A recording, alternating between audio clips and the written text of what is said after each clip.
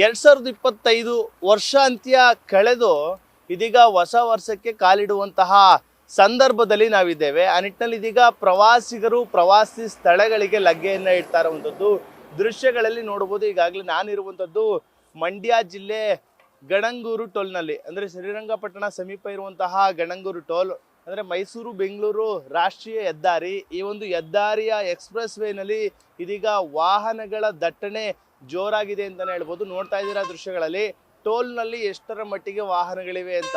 ಮೈಸೂರು ಹಾಗೆ ಬೆಂಗಳೂರಿಗೆ ಸಂಪರ್ಕ ಕಲ್ಪಿಸುವಂತಹ ಈ ಒಂದು ರಸ್ತೆಯಲ್ಲಿ ಬಹಳಷ್ಟು ಪ್ರಮಾಣದಲ್ಲಿ ಕಾರ್ಗಳು ಇರುವಂಥದ್ದು. ಅಂದರೆ ಇವೆಲ್ಲ ವಾಹನಗಳ ಹೆಚ್ಚಳವಾಗಲು ಕಾರಣ ಅಂತಂದರೆ ಇಯರ್ ಎಂಡ್, ಅಂದರೆ ಇನ್ನೇನು ಹೊಸ ವರ್ಷಕ್ಕೆ ನಾವು ಕಾಲಿಡುವಂಥ ಸಂದರ್ಭ, ಇನ್ನು ಕ್ರಿಸ್ಮಸ್ ಹಾಲಿಡೇ ಮತ್ತು ಇಯರ್ ಎಂಡ್ ಹಿನ್ನೆಲೆಯಲ್ಲಿ ಸಾಲು ಸಾಲು ರಜೆಗಳು ಕೂಡ ಇರುವಂಥದ್ದು. ಆ ನಿಟ್ಟಿನಲ್ಲಿ ಇದೀಗ ಪ್ರವಾಸಿಗರು ಪ್ರವಾಸಿ ಸ್ಥಳಗಳಿಗೆ ಲಗ್ಗೆಯನ್ನು ಇಡ್ತಾ ಇರುವಂಥದ್ದು. ಅಂದರೆ ಬೆಂಗಳೂರು ಮಾರ್ಗವಾಗಿ ಬರುವಂತಹ ವಾಹನಗಳ ಸಂಖ್ಯೆ ಕೇವಲ 10 ನಿಮಿಷದಲ್ಲಿ ಈ ಮಟ್ಟಿಗೆ ಟ್ರಾಫಿಕ್ ಆಗ್ತಾ ಇದೆ. ಅಂದರೆ ಇದು ಎಲ್ಲವೂ ಕೂಡ ಪ್ರವಾಸಿ ಸ್ಥಳಗಳಿಗೆ, ಅಂದರೆ ಮೈಸೂರು ಆಗಿರ್ಬೋದು ಮತ್ತು KRS ಆಗಿರ್ಬೋದು, ಅದರ ಜೊತೆಗೆ ಅಂತರ್ರಾಜ್ಯದ ಒಂದು ಸಂಪರ್ಕವನ್ನು ಕಲ್ಪಿಸುವಂಥದ್ದು. ಅಂದರೆ ತಮಿಳುನಾಡಿನ ಊಟಿ ಸೇರಿದಂತೆ ಕೇರಳದ ವಯನಾಡು ಸೇರಿದಂತೆ ವಿವಿಧ ಪ್ರವಾಸಿ ಸ್ಥಳಗಳಿಗೆ ಇದೇ ಮಾರ್ಗದಲ್ಲಿ ಬೆಂಗಳೂರಿನ ಜನರೆಲ್ಲರೂ ಕೂಡ ಇದೀಗ ಪ್ರವಾಸಿ ಸ್ಥಳಗಳಿಗೆ ಹೊರಟಿರುವಂತಹ ದೃಶ್ಯಗಳು ಕೂಡ ಕಂಡು ಬರ್ತಾ ಇರುವಂಥದ್ದು. ಆ ನಿಟ್ಟಿನಲ್ಲಿ ಬಹಳಷ್ಟು ಸಂಖ್ಯೆಯಲ್ಲಿ ವಾಹನಗಳು ಇದೀಗ ರಸ್ತೆಗೆ ಇಳಿದಿದೆ. ಆ ನಿಟ್ಟಿನಲ್ಲಿ ಸಂಪೂರ್ಣವಾಗಿ